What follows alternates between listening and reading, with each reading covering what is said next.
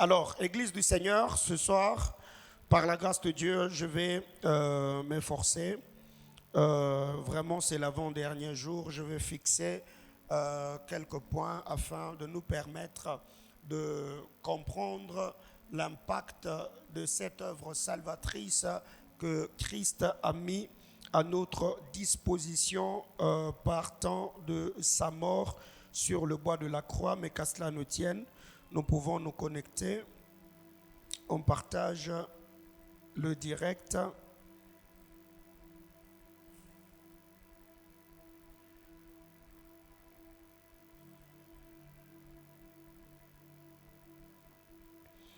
Je crois que Dieu faisant grâce, demain, nous allons beaucoup plus louer, célébrer le Seigneur, vraiment que la chorale nous aide. Ça sera vraiment une journée de célébration, d'exaltation, de gratitude en l'honneur de notre Dieu.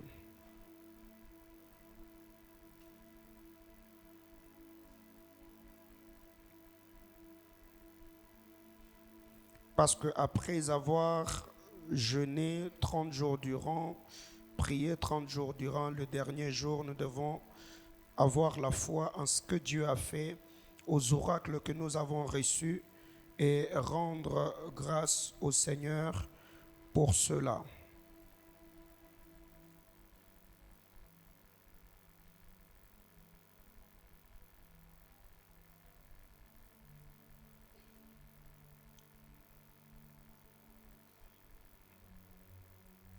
Que le Seigneur nous bénisse abondamment. Je disais que Dieu te bénisse. Non, c'est le dernier jour quand même. Hein? Tu as tenu pendant 28 jours. Il ne faut pas que la journée d'aujourd'hui te fatigue. Alléluia. Amen, amen. Alors, déjà, par la grâce du Seigneur, hier, nous étions abondamment bénis par l'intervention de Papa Réussite Ngoïmandakou. Et nous croyons par la grâce du Seigneur qu'après avoir reçu ces baobas, ce Père, cet apôtre et ces prophètes du Seigneur, le Dieu de cieux accomplira ses desseins glorieux et toute la prière que nous lui avons adressée hier dans cette atmosphère et cet environnement spirituel, le Dieu de cieux glorifiera son Fils bien-aimé en exaucant toute la prière que nous lui avons adressée. Qui m'a dit Amen? Alors déjà, ici, en lisant la parole de Dieu, la Bible déclare, comme Moïse éleva le serpent d'airain, les serpents dans le désert, il faut de même que le Fils de l'homme soit élevé.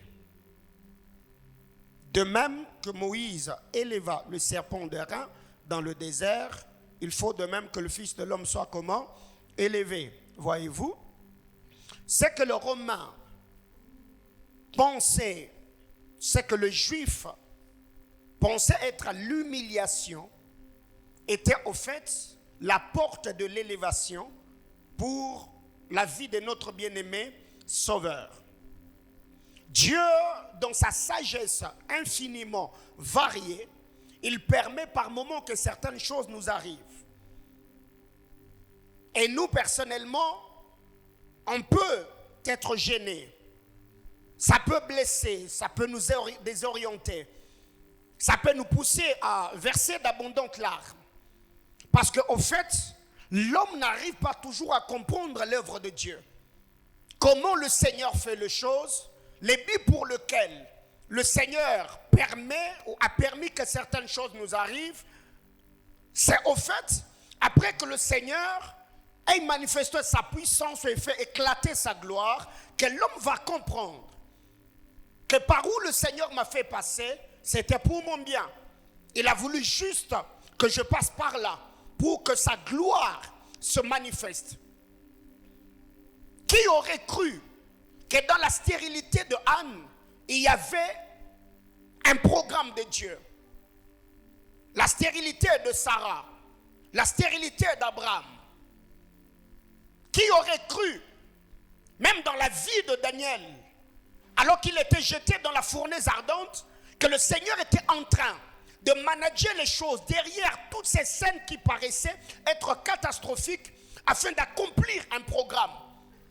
Qui aurait cru que Shadrach, Meshach, Abednego, leur détermination en refusant d'adorer la statue que le roi avait élevée, le Seigneur était derrière ces refus-là afin que ceux de l'ère contemporain voient la gloire du Seigneur et reconnaissent que Dieu est Dieu là-haut dans les cieux.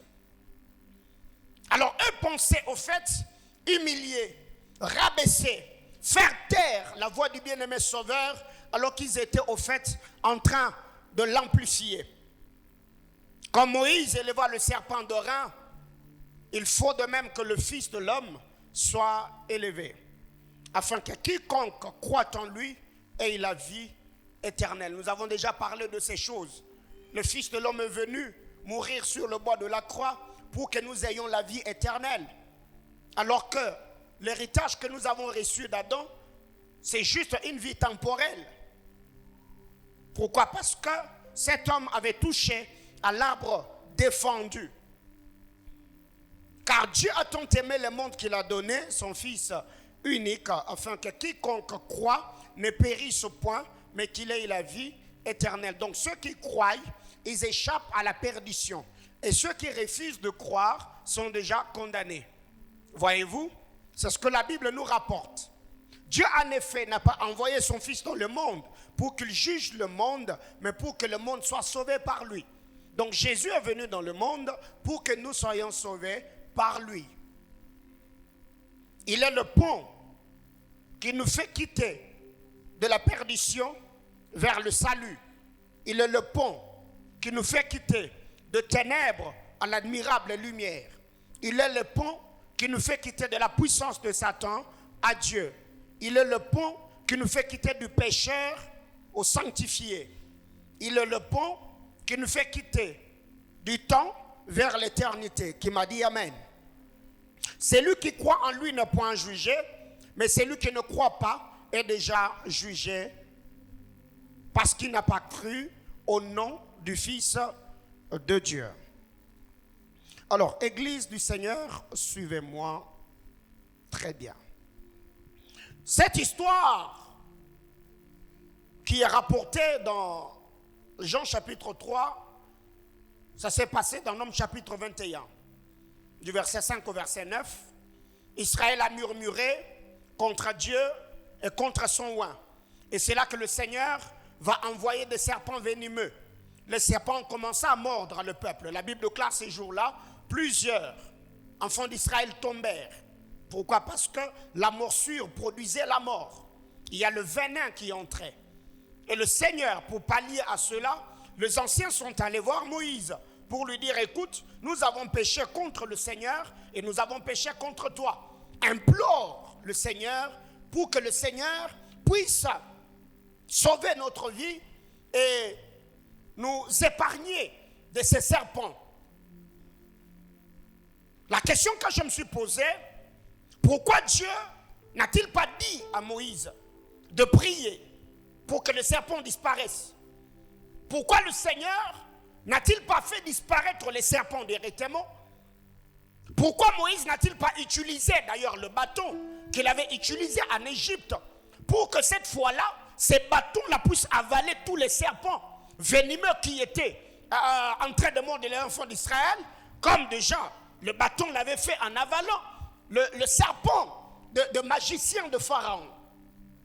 Mais ici, le Seigneur va dire à Moïse, fabrique notre serpent. Tu prendras ce serpent-là, tu vas le placer sur une perche. Ainsi, quiconque lèvera les yeux pour regarder ces serpents-là aura la vie sauve. Bon, mes amis, c'est paradoxal. C'est très contradictoire. Moi, j'aurais peut-être apprécié que le Seigneur dit à Moïse, Moïse, tu vois, cet arbre-là, envoie les enfants d'Israël vers cet arbre-là. Que les enfants d'Israël puissent manger de son fruit ou encore de son feuillage. Eh bien, dès qu'ils auront ces substances-là dans leur corps, directement les toxines seront éradiquées. Le Seigneur pouvait donner à Moïse une autre instruction. Mais non, Dieu va dire à Moïse, élève un autre serpent. Moi, je ne chasse pas le serpent du milieu d'eux. Les serpents seront là. C'est lui qui obéira à l'instruction, lèvera bien évidemment les yeux vers le serpent d'airain, il sera sauvé. Et celui qui va refuser de regarder ces serpents-là, eh bien, car à lui, la morsure du serpent va le crever. Alors, qu'est-ce qui arrive, Église du Seigneur? Suivez-moi très bien. Jésus, maintenant, il vient. Il dit, écoutez, de la même manière que Moïse avait élevé le serpent d'airain au désert, il faut que le Fils de l'homme soit élevé aussi. Et Moïse lui-même, au jour de sa chair, il va dire à ses contemporains, ne vous inquiétez pas, moi je suis en train de partir. Dieu vous suscitera un autre prophète comme moi. Et vous devez l'écouter. Alors qu'est-ce qui se passe dans cette histoire? La guérison des enfants d'Israël au désert avait une condition. C'est qu'il faut lever les yeux et apercevoir le serpent d'airain qui était sur la perche. Si tu t'entêtes, tu meurs. Si tu as la foi en Moïse, si tu as la foi au serpent, tu es sauvé. C'est que le serpent n'était pas chassé. Le serpent était là. Mais ceux qui regardaient le serpent d'airain étaient immunisés des morsures des serpents. Ça veut dire que les serpents seront toujours là dans le désert. Les problèmes seront toujours là. Jésus n'a jamais dit je vais vous ôter du monde. Non, il dit je vous laisse dans le monde. Et dans le monde où Jésus nous a laissés, il n'a pas enfermé Satan. Il n'a pas bloqué les sorciers. Il n'a pas détruit la puissance occulte. Donc tout le problème est le mot qui ronge l'homme. Jésus a laissé ce problème dans le monde. Mais qu'est-ce qui peut nous immuniser de tout ce qui détruit ceux de notre génération ou nos contemporains? Eh bien, c'est la foi en l'œuvre de Dieu, de par le regard que nous posons sur la croix de Christ. Cette croix-là n'est plus une croix physique, mais c'est en fait une œuvre que le Seigneur a déjà accomplie par sa puissance. Mais quand nous avons foi en la parole de Dieu, nous sommes immunisés. Et cette immunité que nous avons dans notre corps nous permettra en fait de vivre la loi de l'exception. N'est-il pas écrit dans le livre de Luc, chapitre 10, au verset 19, je vous ai donné l'autorité et le pouvoir de faire quoi? De marcher sur. Est-ce que la Bible déclare de tuer les scorpions? Non. Est-ce qu'on a dit de tuer les serpents? Non, ils sont là. Mais en fait, le Seigneur nous immunise seulement.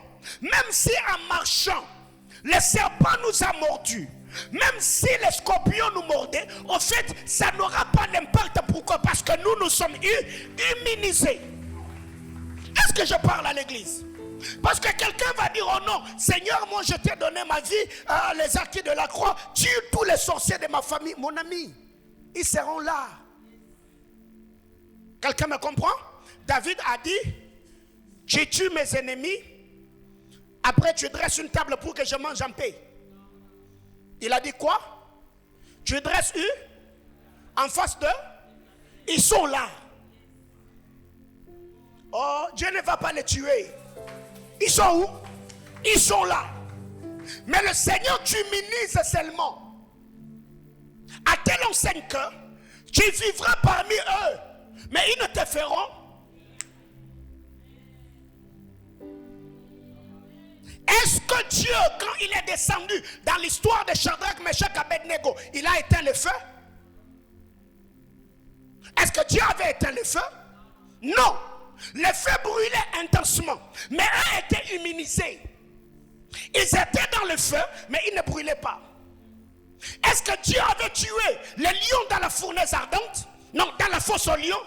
Non. Les lions étaient toujours là, affamés comme ils étaient. Mais le Seigneur a immunisé Daniel. Est-ce que quelqu'un me comprend? C'est que vous devez savoir, Dieu dans l'histoire de Moïse n'a pas tué les serpents. Le Seigneur a permis seulement que dans le désert, qu'il y ait un autre serpent. Si on voit ce serpent-là, on est immunisé. Même en marchant au milieu des serpents, les serpents peuvent nous mordre, mais leur morsure ne fera pas de dégâts dans notre corps. Alléluia. Et je crois, tu as jeûné. Je parle à ceux qui ont jeûné. Hein. Tu as jeûné. Tu as jeûné pendant combien de jours? 30 jours. Tu es déjà dans ton corps là. Tu es comment? Immunisé. Même si il maudissait, même si on venait avec le poison, même s'il y a de malédiction, même, je te dis, tu es immunisé. Tout ce que tu feras cette année te réussira. Et ce qu'eux feront comme complot, comme stratagème, ça ne t'atteindra pas. Pourquoi? Parce que le Seigneur, très généralement, il y a des moments où tu sens dans ton esprit que tu dois te retirer en prière, ne sachant pas pourquoi tu pries. Est-ce que Daniel savait qu'en étant en jeûne, en refusant de manger le mets de la table du roi, en priant comme il priait, il allait être jeté dans la fournaise? Non. Les hommes spirituels ne posent pas d'abord des questions à Dieu sur le besoin spirituel qu'ils sentent dans leur esprit, mais les hommes spirituels obéissent d'abord. Et c'est après qu'ils comprendront pourquoi Dieu avait permis qu'ils puissent faire quoi? Jeûner ou prier. Dis à ton voisin, tu es immunisé. Alors que personne ne te fasse la peine.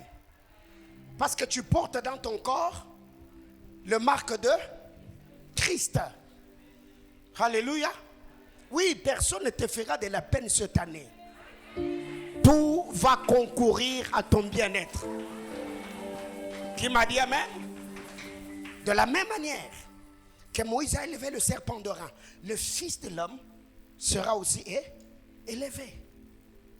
Afin que ceux qui auront le regard sur la croix vivent comme ceux du temps de Moïse avaient vécu.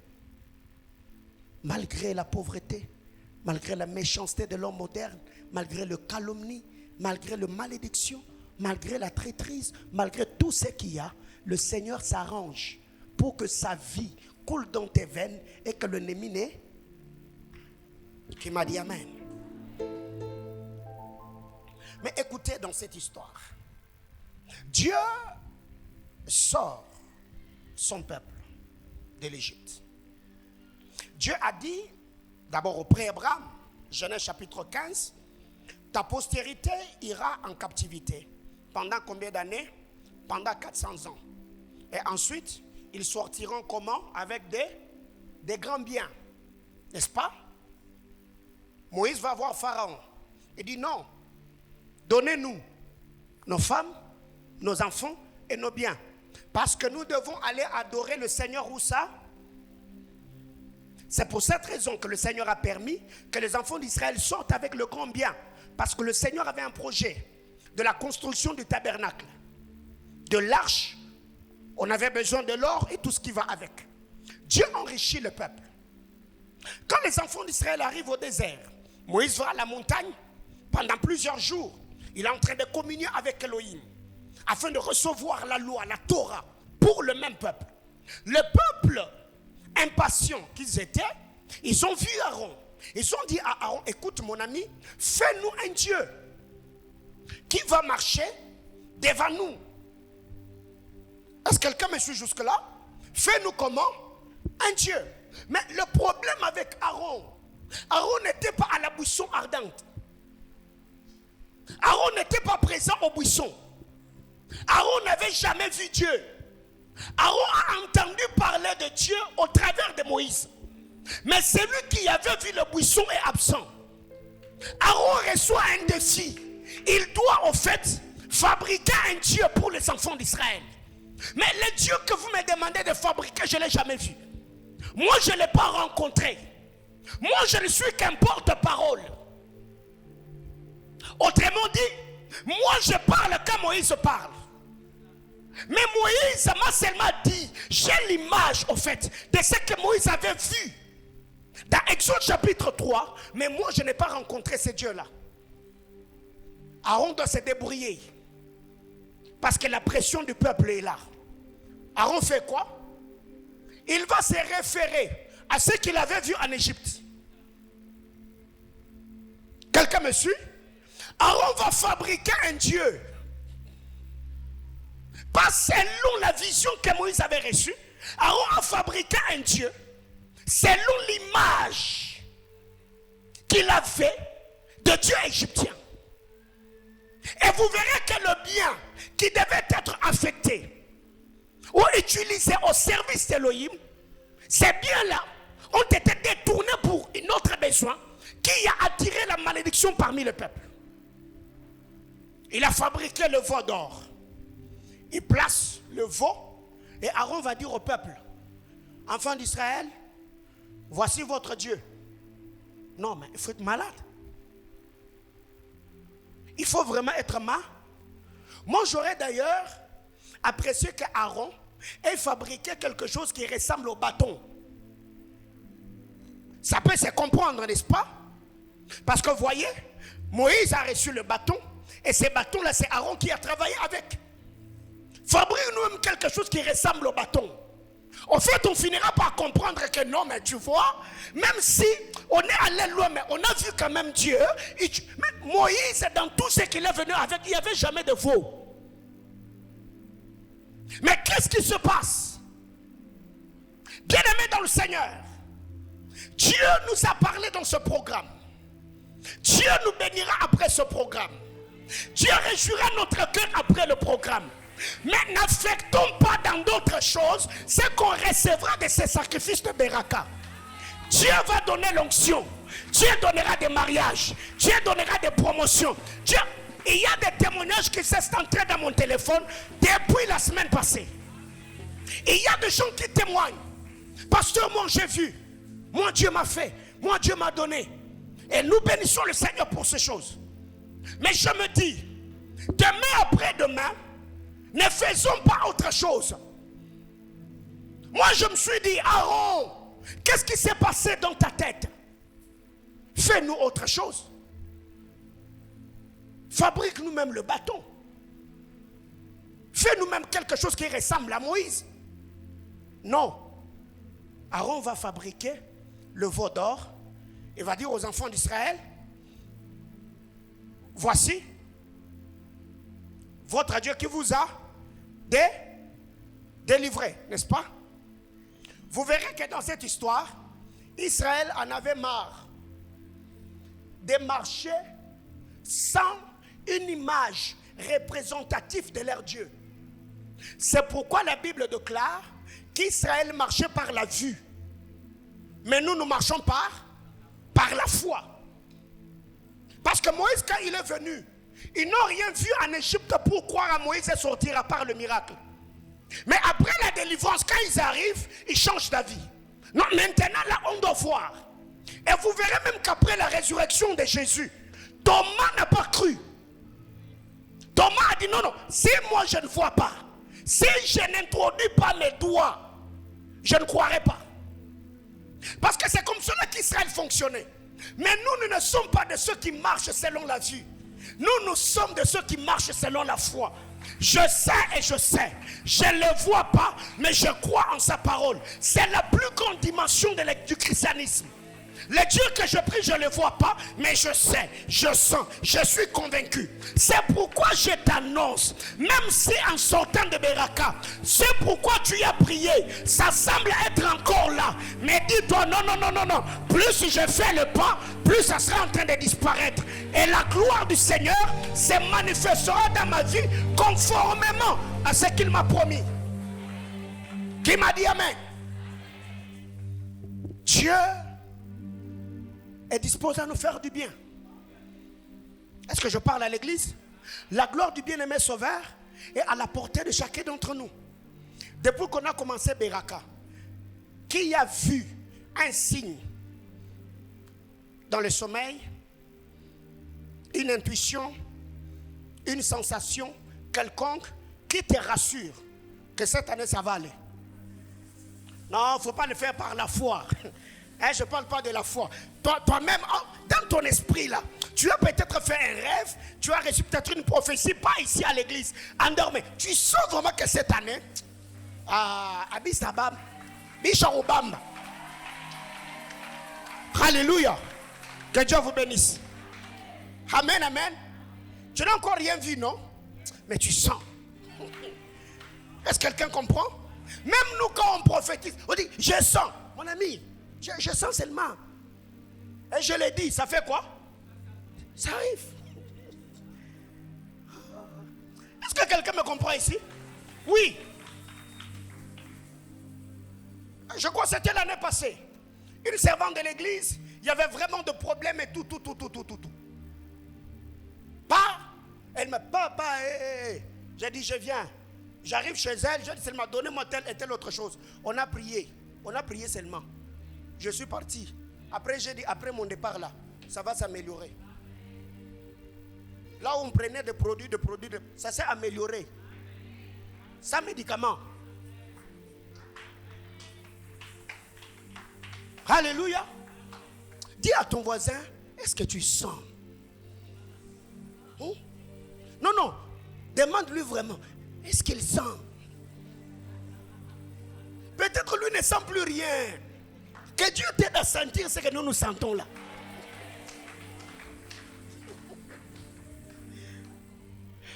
C'est bizarre cette histoire.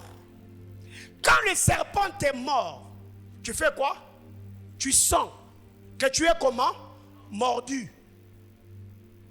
Mais quand Dieu donne le remède, Dieu ne dit pas à Moïse, prends une substance, applique là où il y a la blessure. Non. Dieu te dit, toi seulement lève le... Non, mais les choses de la foi ici, c'est compliqué. Est-ce que quelqu'un me comprend? Dis à ton voisin, c'est compliqué. Quand on t'a mordu, tu as senti. Mais pour survivre, tu n'as pas besoin qu'on applique quelque chose. Toi, regarde le serpent des reins. Tu as foi au serpent. Je t'ai dit, ok, maintenant là, j'ai regardé ce serpent, oui. 5 minutes, je vais crever. 5 minutes, ça passe. 10 minutes, ça passe. Tu n'arrivais pas à bouger, tu bouges. Tu n'arrivais pas à te lever, tu te lèves, tu dis, hey, je m'y napona. Alléluia. Tu dis, oh, mais je suis guéri, non? Je suis en vie, non? 2 jours, 3 jours, 4 jours. Comme Jésus était plus que le serpent, la Bible déclare, quand la vipère est sortie et a mordu Paul, les barbares attendirent, disant que cet homme va gonfler, il va tomber, il va crever. Paul était immunisé. La foi, la puissance, la grâce de Christ est sur lui. Ils ont attendu pendant longtemps. C'est la prophétie de quelqu'un ce soir. Ceux qui attendaient cette année te voir encore pleurer, te voir échouer, te voir te lamenter. Je te dis et je t'annonce, comme prophète du Seigneur, par l'autorité et le mandat reçu, ils attendront pendant longtemps. Et ils finiront par changer ta vie. Parce que Elohim est le Dieu que tu as cherché. Et c'est celui qui le fera. Reprends ta place. Par moments, ils sont orgueilleux pour rien. Ce n'est pas parce qu'ils sont partis qu'ils ont emporté Dieu. Ce n'est pas parce qu'ils sont partis qu'ils t'ont déconnecté de la grâce. Ne donne ces privilèges à personne dans ta vie. Ne montre à la personne qu'il était l'oxygène qui te maintenait en vie. Non. Ils sont partis, ils t'ont laissé la vie de prière. Ils t'ont critiqué, ils t'ont laissé la soif de chercher Dieu. Et je t'annonce que le Seigneur Dieu que tu cherches, il accomplira ses desseins glorieux dans ta vie sans demander l'aval de qui que ce soit. Qui m'a dit amen? Parce que l'humain comme ça, il fait par moments certaines choses en disant oui, tutaona. Mutaona penza. Alléluia. Chez nous nakwambi. Bata yimwaka. Bataona penza. Ils t'ont laissé là. C'est comme l'histoire d'Élisée. Ils étaient allés enterrer ses cadavres. Quand ils ont vu une bande armée, la Bible déclare, ils l'ont jeté. Tu vois le niveau que l'homme a. Donc déjà, tu es cadavre. On te jette. Qui viendra t'enterrer? Pourquoi? Parce que chacun devait sauver sa peau. Mais ce que j'aime avec ces cadavres n'est pas resté là, on l'a jeté. Dis à ton voisin, roule-toi. La Bible déclare, le cadavre s'est roulé. Le cadavre s'est roulé. Le cadavre s'est roulé. Le cadavre s'est roulé. Ça s'est roulé jusqu'à toucher les os de ceux qui étaient en train de courir. Ils ont cru laisser le cadavre derrière. À leur grande surprise, le cadavre ressuscite. Il ne sait même pas pourquoi il est en train de courir.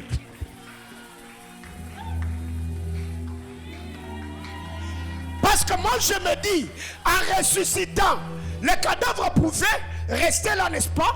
Non, le cadavre se met à courir. En courant dans quelle direction? Dans la direction de ceux qui l'avaient jeté. Ils ont couru doublement. Premièrement, ils étaient en train de courir en fuyant la bande armée. Deuxièmement, ils se sont mis à courir. Non! Je n'y ai.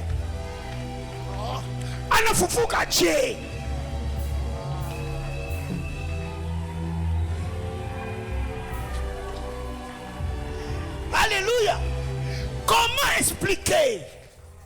Mais des deux, tous les deux camps s'est retrouvé en train de courir.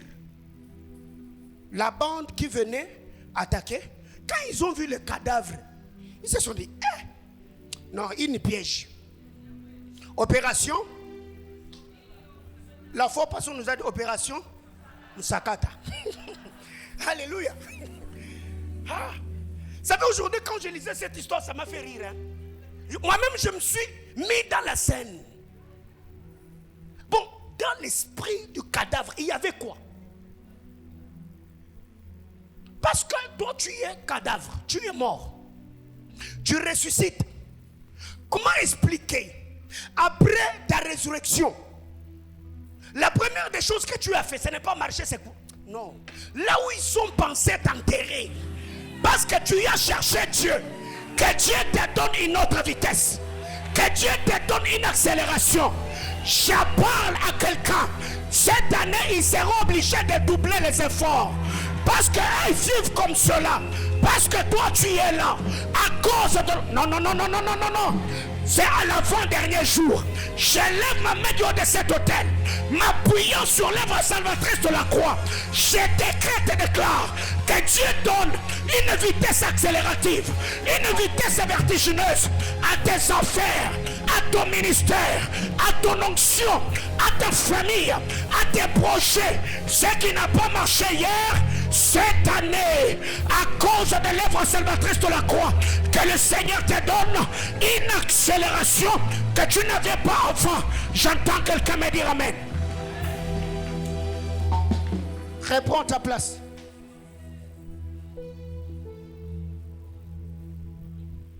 Ils l'ont jeté. Ils sont partis. Mais là, on l'a laissé. Si tu restes là, tu restes cadavre. Roule-toi. 30 jours durant, malgré la nausée, malgré la fatigue, malgré la nervosité. Les amis, foufou c'est quelque chose. Alléluia. Non mais, la fois passée, je parlais avec Eric, je lui ai dit, si c'est ce gars-là qui avait eu l'idée de prendre le semoule mélangé dans l'eau pour fabriquer foufou. Non, il mérite qu'on lui construise un mausolée. Il n'y a pas goût dedans, hein? C'est pas sucré, hein? Mais tu vois comment ça te manque. Alléluia. Donc, fruits là, même quand tu manges fruits, il n'y a plus de goût dedans. Tu as mangé légumes, tu as mangé bouilli. Même bouilli là, ça t'énerve. Mais malgré ça, tu manges. Je prie que Dieu te donne même les choses que... Non. Oui.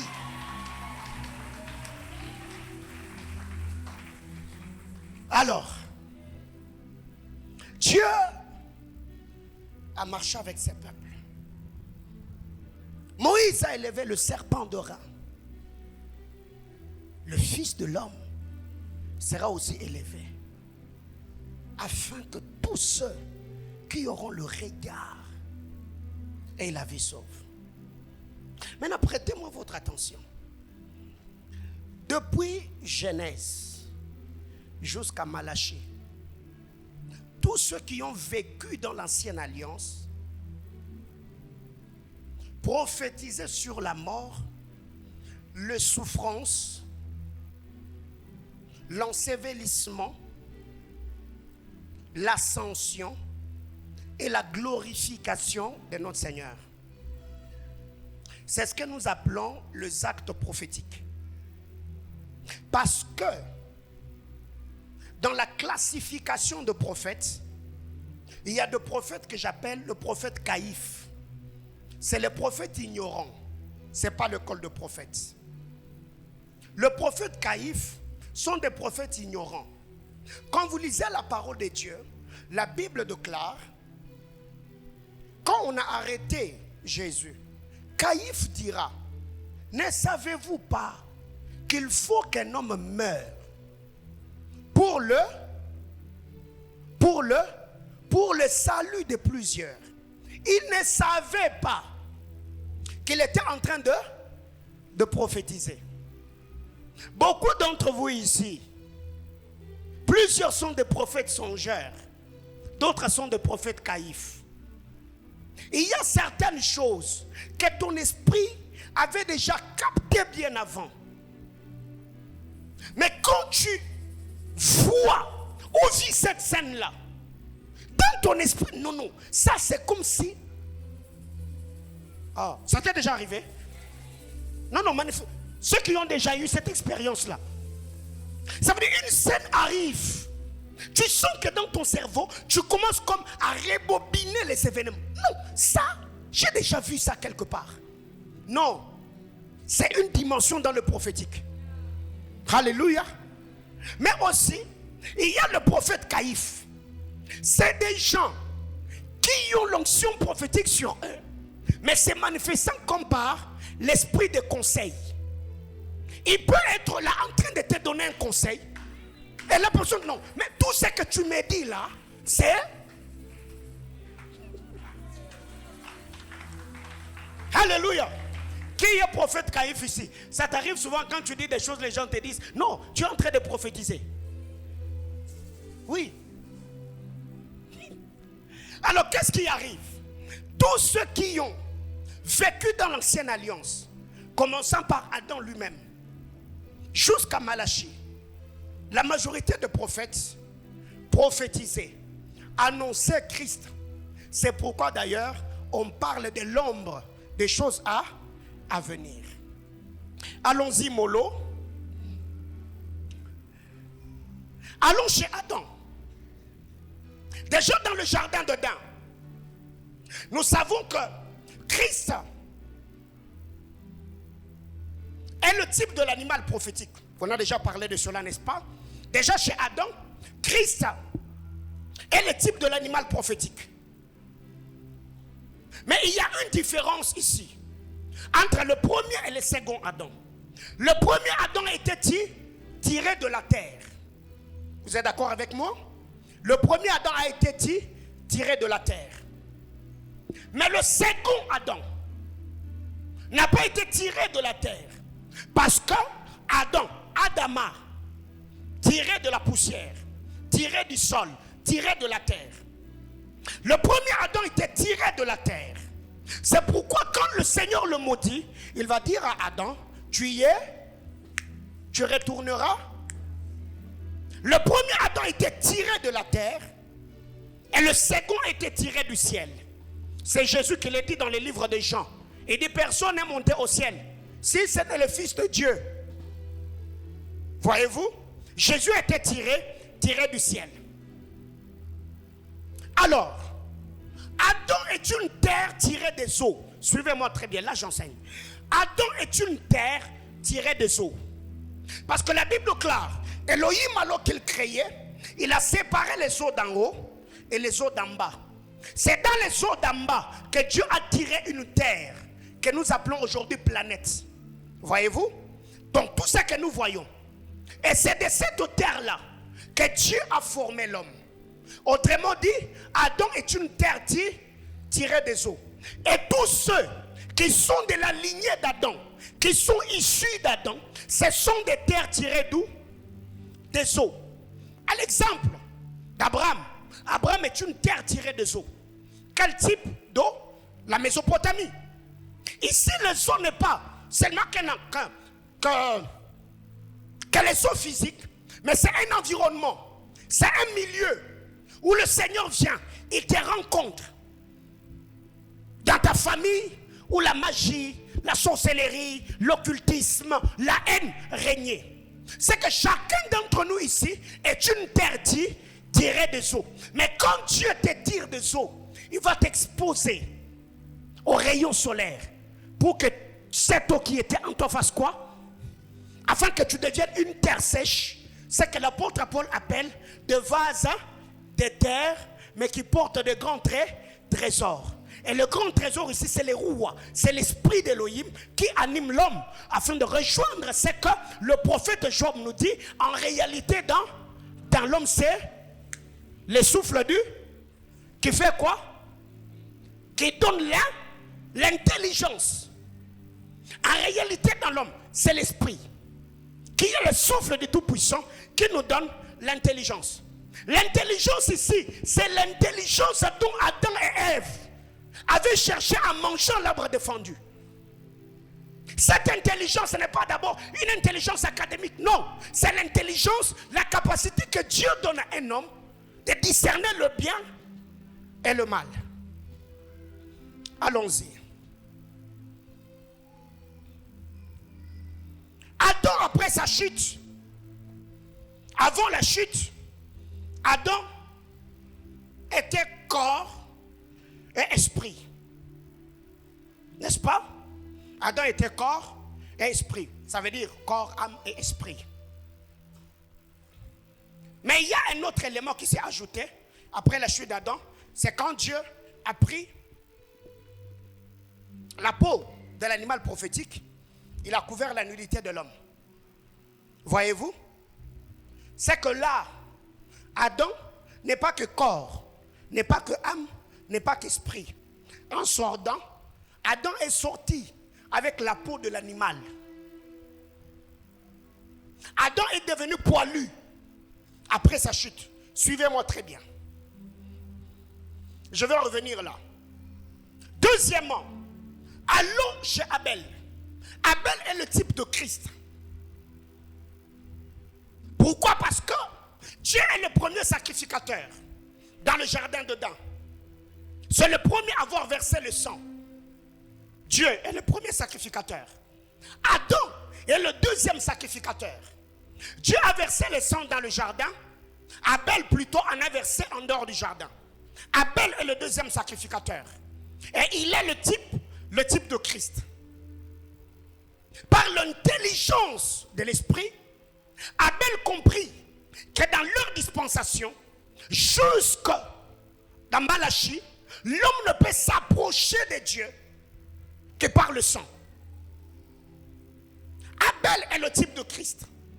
Abel a compris que l'homme ne peut s'approcher de Dieu que par le sang. Parce que déjà son père Adam, quand Dieu a versé le sang, Dieu l'a chassé.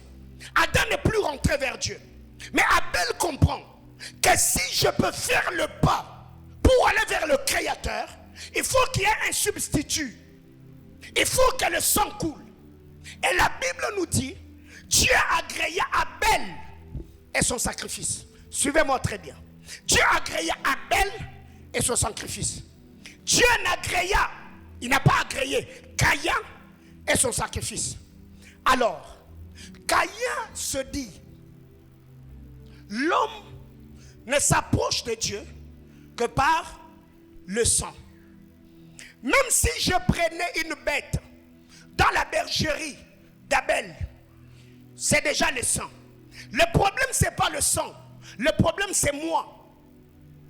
Parce que dans l'histoire d'Abel, la Bible dit, Dieu a agréé d'abord sacrificateur, il a agréé ensuite son offrande, ça veut dire son sang. Mais de l'autre côté, on nous dit, Dieu n'a pas agréé Caïn. C'est que Caïn se dit, même si je prends le sang, je m'approche avec, il n'y aura pas d'effet. Alors je fais quoi? Il faut d'abord que je sacrifie celui qui a agréé, ainsi son sang me donnera à...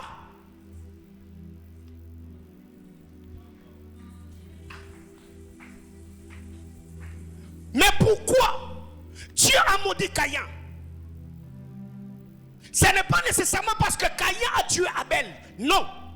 Dieu a maudit Caïn parce que le sang d'Abel a crié vent. Donc si Abel s'était tué, vous savez, une écriture peut être interprétée dans 4 dimensions. Doctrine, connaissance, révélation et prophétie. Selon 1 Corinthiens chapitre 14, le verset 6. C'est que la prophétie ou la révélation a pour but d'actualiser tout en Christ.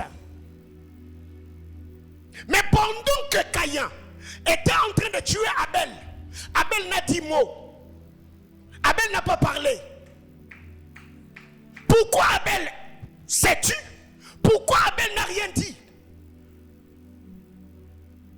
Parce que Abel savait qu'il était le type de Christ et qu'après sa mort, Ésaïe prophétiserait en disant il a été emmené à la boucherie. Il n'a pas ouvert la bouche. C'est que quand nous parlons des acquis de la croix, ça ne sera pas important de présenter les tableaux de la croix sans pourtant vous parler de là où l'histoire a commencé. Ça, c'est tout un parcours.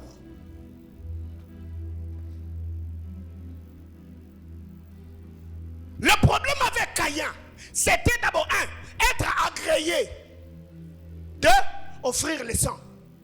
Mais déjà, moi, je ne suis pas agréé. Le sang en question, je ne l'ai pas. C'est lui qui est agréé. A en lui le sang. Bon, je fais quoi? C'est là où j'ai toujours parlé de la présomption d'innocence de Caïn. 3. Allons chez Noé. Le acquis de la croix. Tous ceux qui ont servi Dieu dans l'ancienne alliance, prophétisé, les actes, leurs paroles, tout ce qu'ils faisaient était en fait en train de prédire ce que Dieu allait accomplir. Dans l'histoire de Noé, l'arche de Noé est le type de Christ. La Bible déclare, Genèse 6, Noé en son temps trouva grâce. Mais le fait que Noé ait trouvé grâce ne l'a pas empêché, ou n'a pas plutôt empêché Dieu à juger les hommes de son temps. 1. De 2. Le fait que Noé ait trouvé grâce, c'est ce qui poussa Noé d'entrer dans l'arche. C'est ça même la manifestation de la grâce. Parce que la grâce que Noé avait trouvée n'a pas empêché Dieu à faire tomber les déluges. Pourquoi Noé devait entrer dans l'arche? Pour accomplir la prophétie d'Ésaïe. Le châtiment qui nous donne la paix est tombé sur lui. Pendant qu'eux étaient dans l'arche, le bois de gopher recevait le jugement de Dieu. 40 jours durant, la pluie frappait l'arche. Noé était où? Était dans l'arche. C'est que déjà l'arche et le bois de gopher est le type de Christ. Pendant que Dieu était en train de juger le monde, Noé lui a trouvé grâce. Mais le jugement de Dieu tombait sur l'arche. Pour que Ésaïe après vienne dire, le châtiment qui nous donne la paix est tombé sur lui. Nous aujourd'hui, nous avons trouvé la grâce devant Dieu en nous retrouvant en Christ. Ce qui fait que les malédictions, les mauvais sorts, les échecs ne m'atteindront pas cette année parce que je suis en Christ. La vie de Christ me couvre, le sang de Christ me couvre et l'esprit de Christ m'anime. Mais aussi, chez Noé, Cham, père de Canaan, est aussi le type de Christ. Pour que Noé sorte, je ne vais pas entrer là parce que c'est beaucoup de choses. L'arche est montée jusqu'à la montagne d'Ararat. De la même manière que Moïse a, il faut que le Fils de l'homme soit comment? Cham, père de Canaan, est le type de Christ. Cham est le seul qui est entré dans la tente de son père. Il a vu, excusez-moi le terme, la nudité de son père. En sortant, il est allé le raconter à ses frères. Alléluia. Alléluia. Ok. Jésus dit, d'ailleurs quand vous lisez David le prophète présente l'éternité comme une tente. Il dit c'est comme le soleil qui sort de sa tente, s'élançant dans la carrière. Il est en train de parler du ministère terrestre de Christ. David présente l'éternité, le ciel comme une tente. Mais qui est celui qui est entré dans la tente? Et il est sorti de la tente pour nous révéler l'état du Père. Si ce n'est le Christ, il dit personne n'est monté au ciel. Si ce n'est le Fils de Dieu qui est descendu sur terre et qui est au ciel. Jean chapitre 3. Alléluia. C'est que quand Noé s'élève, il s'est rendu compte que les frères de Cham ont l'information de ce que je suis.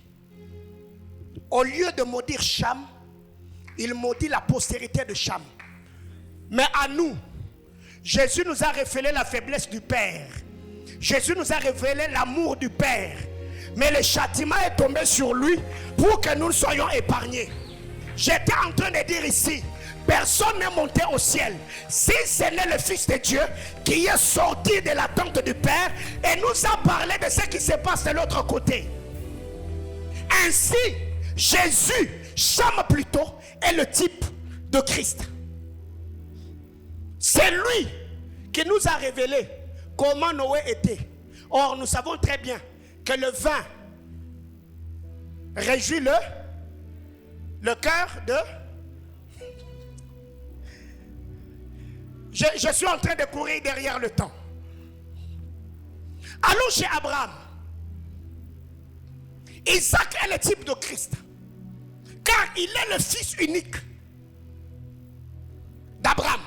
Ce n'est pas moi qui le dis. Quand Dieu dit à Abraham, prends-moi ton fils, ton unique, c'est lui que tu aimes. Alors Ismaël était qui? Parce que ce n'est pas problème Mombo. Non, non. C'est Dieu qui dit, donne-moi ton unique. C'est lui que tu aimes. Isaac, va-le à la montagne de Moria. Vous savez, dans cette histoire, ce que j'aime, l'obéissance produit toujours le miracle. Dieu lui dit, monte avec ton fils, tu l'offriras, tu le sacrifieras. Dieu est dans la face A. Abraham est dans la face B. Abraham monte avec Isaac. Dieu monte avec le bélier. Parce que le bélier vit dans la savane. Le bélier ne vit pas dans les montagnes. Comment expliquer que le bélier s'est retrouvé là? Ce qui fait qu'à Moria, on se retrouve avec deux sacrificateurs et deux sacrifices. Abraham est un sacrificateur, Isaac est un sacrifice. Dieu est un sacrificateur, le bélier est un sacrifice. Mais qui va sacrifier qui? C'est ainsi que quand Abraham fait le pas, Dieu se soustrait. Il dit non, je vois maintenant que tu m'aimes. Retourne-toi. La Bible déclare, Dieu a dit retourne-toi. Retourne-toi veut dire quoi? Regardez, hein? Mais la Bible déclare, Abraham leva les yeux.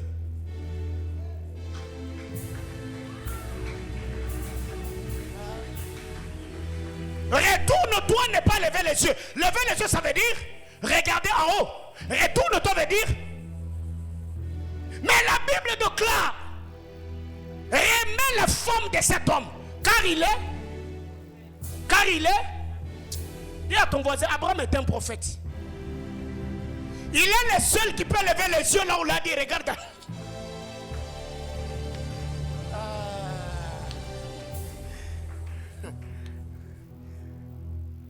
Isaac est le fils unique.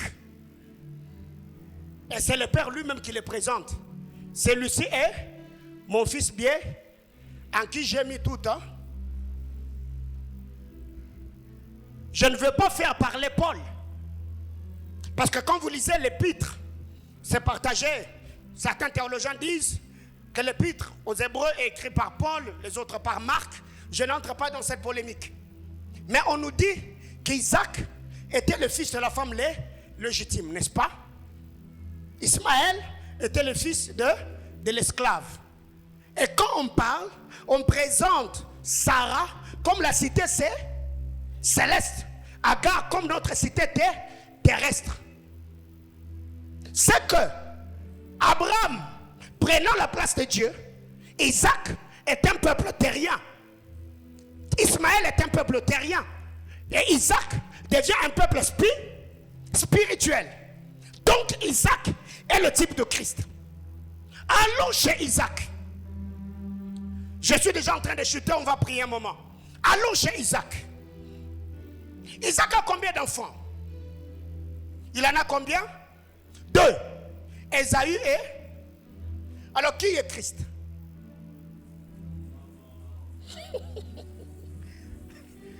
Alléluia. Isaac a 2 enfants. D'un côté, nous voyons qu'Ésaü est un homme profane qui a vendu le droit d'aînesse pour manger. De l'autre côté, Jacob est un voleur qui a usurpé, qui a supplanté. Alors, qui est Christ dans cette histoire?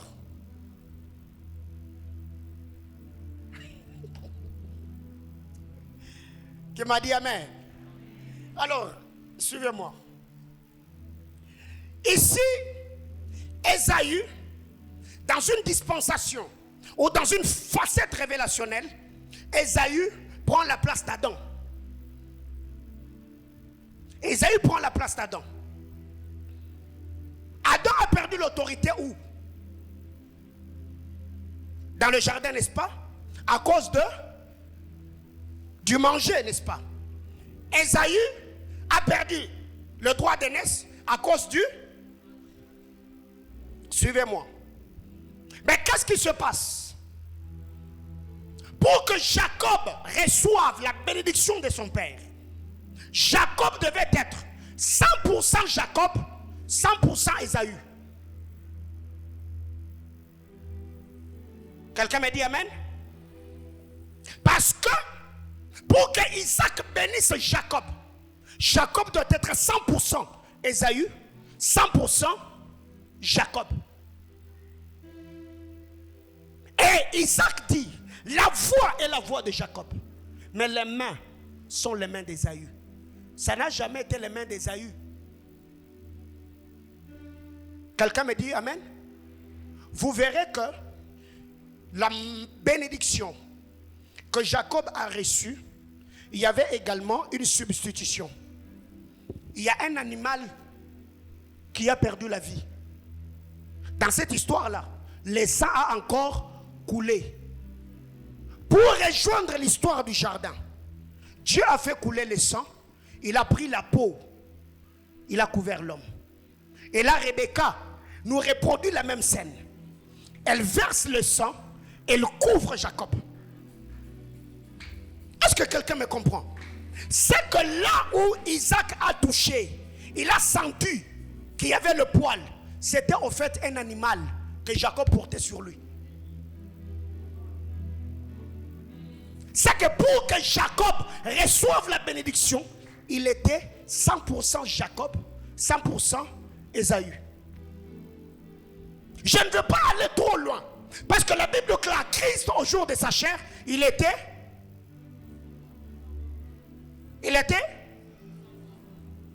100% Homme, 100% Dieu.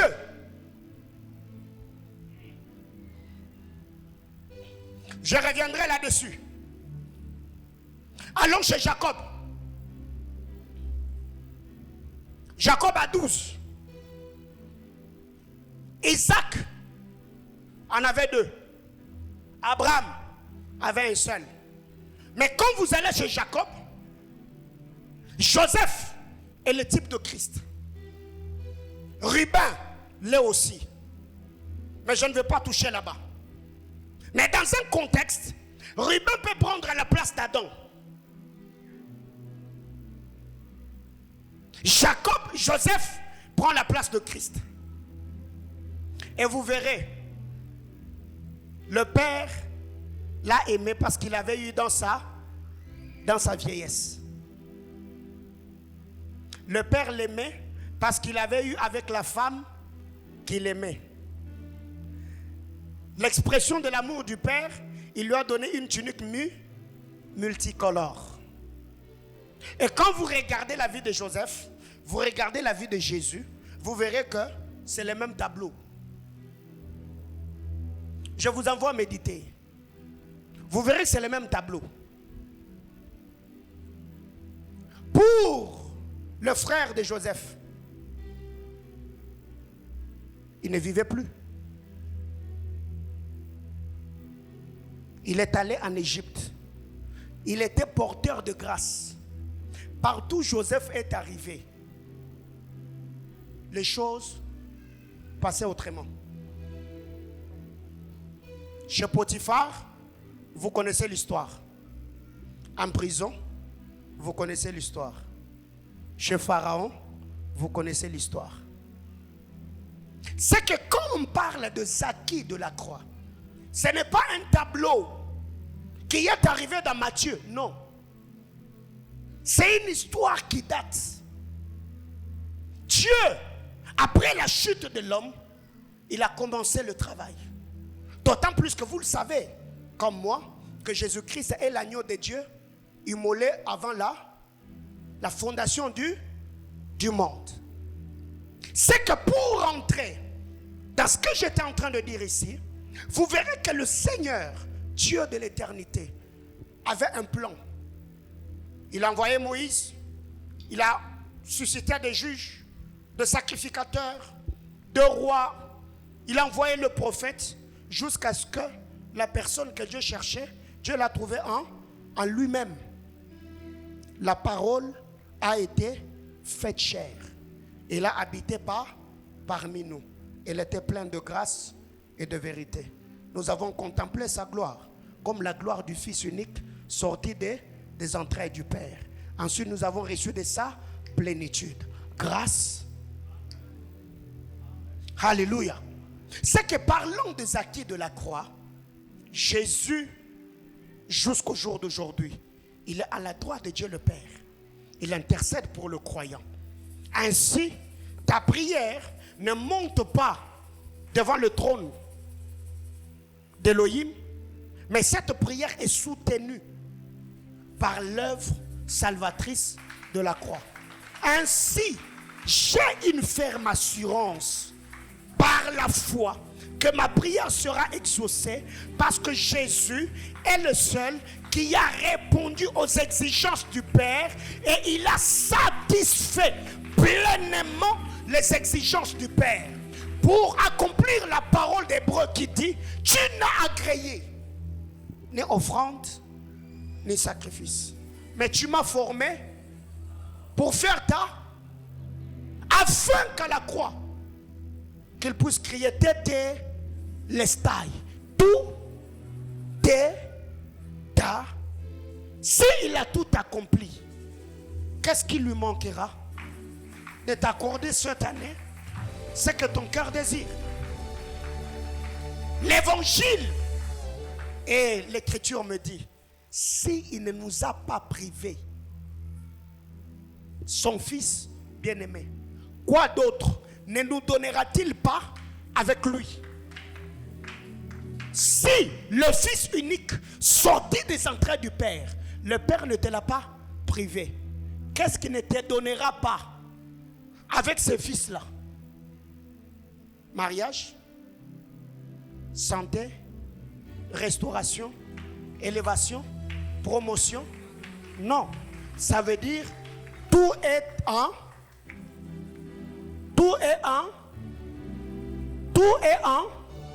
Christ. Si moi-même je suis en Christ, le mariage qui est en Christ, je l'aurai. La promotion qui est en Christ, je l'aurai. La délivrance qui est en Christ, je l'aurai. L'onction qui est en Christ, je l'aurai. Donc, Christ est tout en un.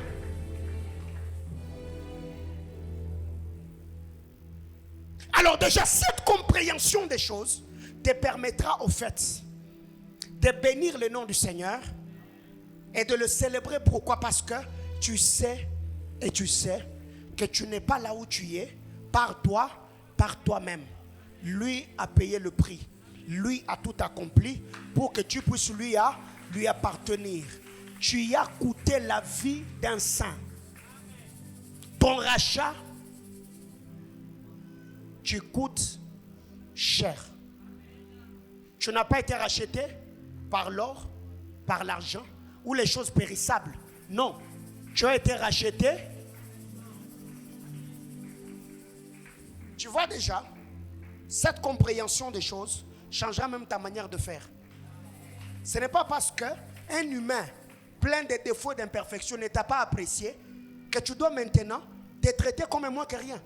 Mais non, non, c'est ton avis. Les goûts et les couleurs, c'est toi peut-être qui ne m'as pas apprécié. Ce n'est pas pour autant. Non. Non. Ça veut dire après ces beraka ici, marche tête haute, torse bombé. Je suis fils du roi. Oui, je suis fille du roi. Chacun d'entre nous ici, il y a toujours quelque chose qui te manque. Chacun d'entre nous ici. Commençant par moi-même, on n'a pas tout. C'est ces vides-là qui nous rend dépendants. Oui. Quand tu sens que dans tel domaine, je n'ai pas ce que les autres ont. Je n'ai pas ce que les autres ont. Je ne fais pas ce que les autres font. Ça te rend humble, n'est-ce pas? Et tu reconnais tes limites afin de t'appuyer sur Dieu pour qu'il te permette d'accomplir ta. Je n'ai pas besoin de jalouser quelqu'un d'autre. Il a ce que je n'ai pas, j'ai ce qu'il n'a pas. Alléluia.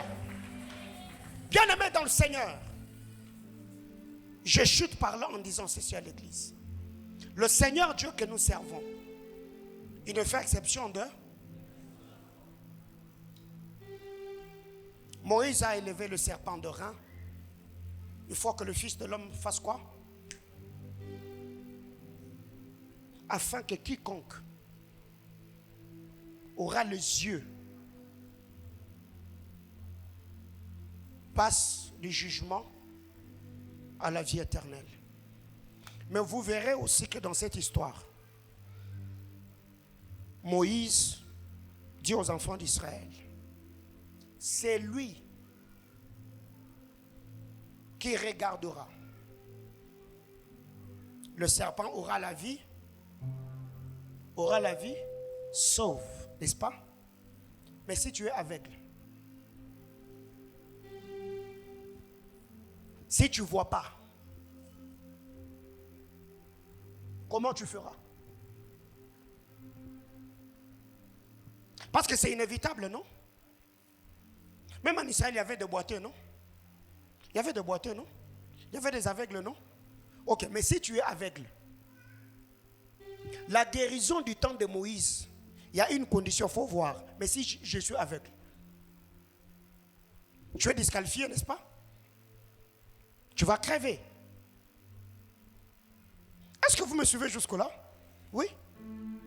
Alors si je ne vois pas,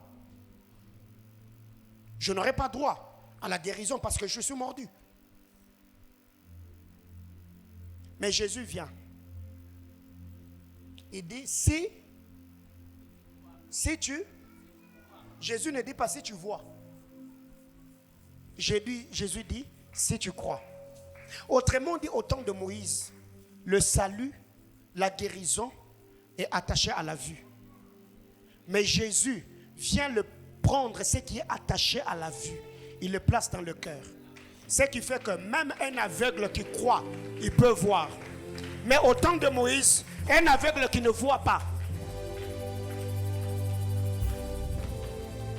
Le Zakie de la croix. Là où il y avait la discrimination, Jésus a brisé. Aujourd'hui, je peux ne pas voir. Si je crois, c'est fini. Israël n'était pas une église comme Anaïm. Israël était un peuple. C'était des milliers de personnes. La perche avec quelle taille? Avec quelle hauteur? Pour que tous ceux d'Israël voient le serpent. Est-ce que vous avez déjà imaginé cette scène? Prenons l'exemple, si le peuple c'est ici, jusqu'à Kamalondo. Le bois sur lequel le serpent avait été placé, avec quelle hauteur? Pour que moi qui suis ici, même s'il y a un truc au niveau de Carrefour, est-ce que tes yeux verront? Vous verrez que les saluts au temps de Moïse, c'était compliqué. Mais gloire soit rendue à Dieu. Par la mort salvatrice de la croix, Dieu t'a facilité la tâche. Je n'ai plus besoin de voir pour croire. Moi je crois, c'est ma foi qui va me permettre. Tu as besoin de voir un mariage, fais quoi? Tu as besoin de voir la guérison, fais quoi?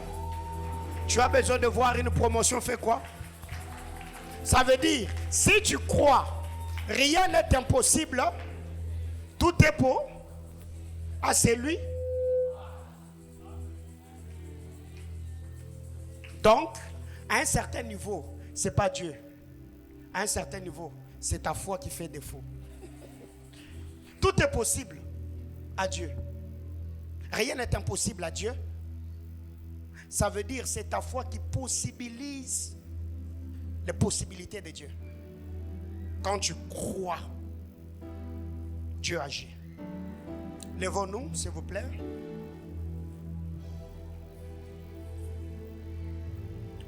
Ce soir, on va demander à Dieu une chose. Les disciples en leur temps, ils ont dit à Jésus, Seigneur, augmente-nous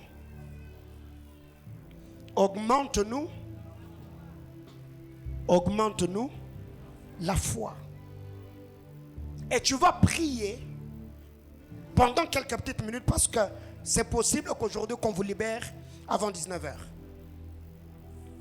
Demain, comme c'est les derniers jours, je prendrai 10 à 15 minutes d'exhortation.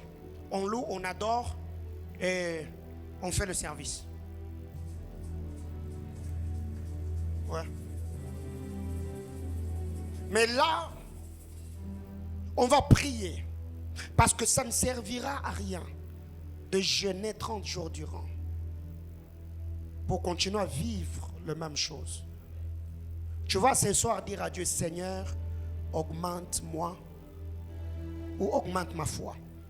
Que je croie en la parole de Dieu. Que je croie aux oracles reçus. Que je croie en Dieu, en Christ et à moi-même aussi. 1, 2, 3, go. Prions.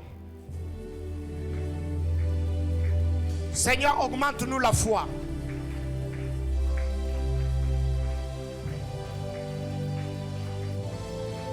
Les temps sont durs, mais augmente-nous la foi.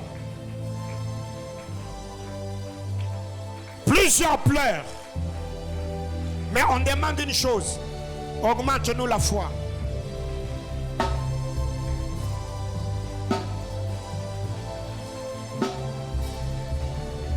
Tu as besoin de la foi pour vivre la gloire que Dieu t'a promis.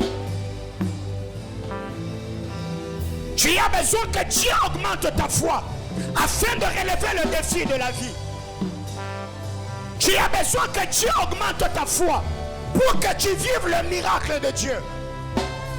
Tu as besoin que Dieu augmente ta foi afin de croire que cette maladie-là n'est point à la mort. Tu as besoin que Dieu augmente ta foi afin que tu marches sur la mer comme Simon-Pierre. Tu as besoin que Dieu augmente ta foi afin que tu croies que le Seigneur est capable de manifester sa puissance. Seigneur, on m'a dit que tu te serviras de moi. On m'a dit, Seigneur, que j'accomplirai de grandes choses. Seigneur, tu m'as révélé la gloire attachée à la commission, la gloire attachée à la communauté. Ainsi, ce soir, je te demande une chose, augmente-moi la foi.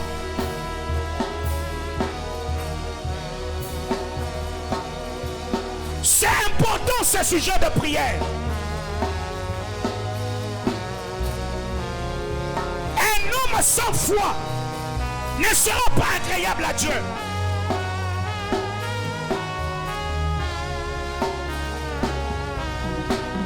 Plusieurs ont été reprochés. Homme de peu de foi, homme de peu de foi, homme de peu de foi. Alors je prie, Seigneur, augmente-moi la foi. Je veux croire en ta puissance. Je veux croire en ta parole. Je veux croire en ton onction. Je veux croire en tes oracles. Ce soir, Éternel, augmente-moi la foi. Je ne veux pas tergiverser. Augmente-moi la foi. J'ai gêné, j'ai prié. Plusieurs hommes de Dieu ont déclaré: aide-moi à croire. Augmente-moi la foi. Kaba Shakatabay. La Paranishabaradokataba. C'est ma prière de ce soir. Les temps sont durs. Personne n'a sorti la tête dans ma famille. Mais tu m'as dit, c'est par moi que tu passeras. Ce soir, augmente-moi la foi. Les choses ne se passent pas bien dans ma famille, dans ma maison, dans mon travail, dans mes affaires. Seigneur, ce soir, augmente-moi la foi. Je veux voir c'est en quoi j'ai cru. La Bible déclare, Sarah elle-même, malgré son âge avancé, elle fut rendue capable d'avoir une postérité. Seigneur, augmente-moi la foi. Il est dit sur Abraham, espérant contre toute espérance, il crut en sorte qu'il devint. Seigneur, augmente-moi la foi. Je veux croire en ta parole. Je veux croire en ta puissance. Je veux croire aux promesses. Yes!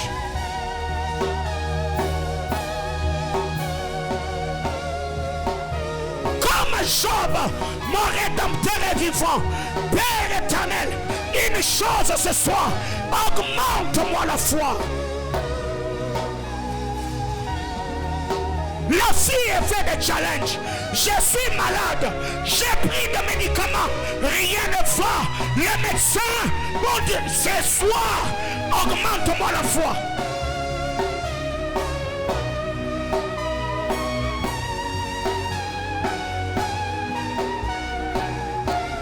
L'âge est avancé. Il n'y a pas de mariage. Il n'y a pas de fiancé. Seigneur, je crois cette année que je porterai une bague. Augmente-moi la foi.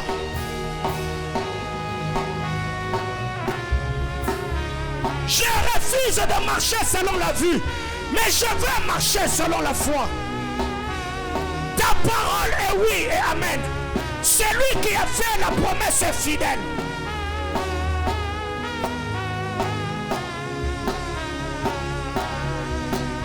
La puissance de Dieu est à ma disposition. Les diverses grâces de Dieu sont à ma portée. Seigneur, je crois que tu peux se servir de moi. Augmente-moi la foi.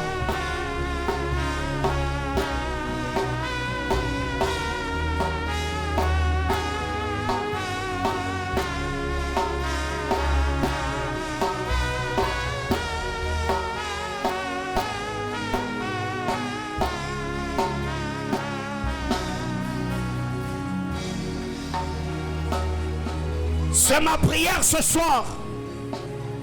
Je ne veux pas dire que c'était beau. Je ne veux pas seulement dire que c'était glorieux. Je ne veux pas rester avec les souvenirs des divers serments. Mais je veux vivre la gloire de Dieu. Je veux témoigner la fidélité de Dieu. La Bible déclare, espérant contre toute espérance, Abraham a cru en sorte qu'il devint. Seigneur éternel, peins le tableau devant moi. Je voudrais croire en ce que tu m'as dit. Seigneur éternel, je n'ai point besoin de voir d'issue afin de croire que ça arrivera. J'ai besoin de croire en ta toute puissance. Je crois en ta parole créatrice. Je crois en la puissance de ton esprit. Que cette année, le malade sera guéri. Cette année, les stériles vont enfanter. Cette année, Père éternel Yahweh, les prisonniers seront affranchis. Cette année, Père éternel Yahweh, l'église doublera et triplera. Je crois cette année, le parking sera plein. Je crois cette année, la parcelle sera achetée. Je crois cette année, les missionnaires seront envoyés. Je crois à la puissance de Dieu.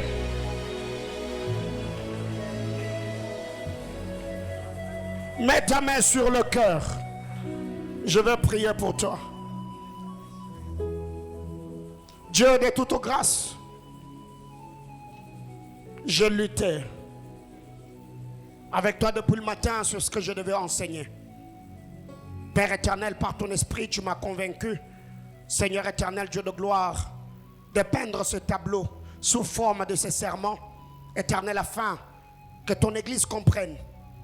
Seigneur, les acquis dont on parle, le Père, le prophète, par leur vie, par les actes, leur manière de faire et de vivre, prédisaient déjà ta mort, Seigneur éternel, Dieu de gloire, par leur vie et en leur temps.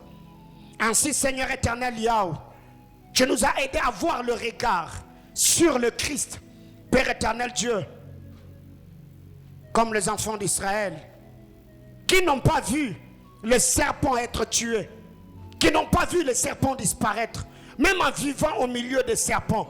Moïse les a demandé une chose: ne regardez pas ce qu'il y a autour de vous, gardez le regard sur les serpents de reins que je plaçais sur la perche.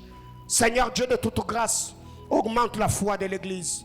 Ceux, Père éternel, qui ne croyaient plus en rien, ceux qui, Père éternel, la vie chrétienne était devenue un fardeau, ceux qui ne croyaient plus aux promesses de Dieu, ceux qui ne croyaient plus, Père éternel, Dieu de gloire, aux prophéties reçues. Seigneur, je prie, comme Sarah, la Bible déclare, malgré son âge avancé, elle fut rendue capable d'avoir une postérité parce qu'elle crut en celui qui avait fait la promesse.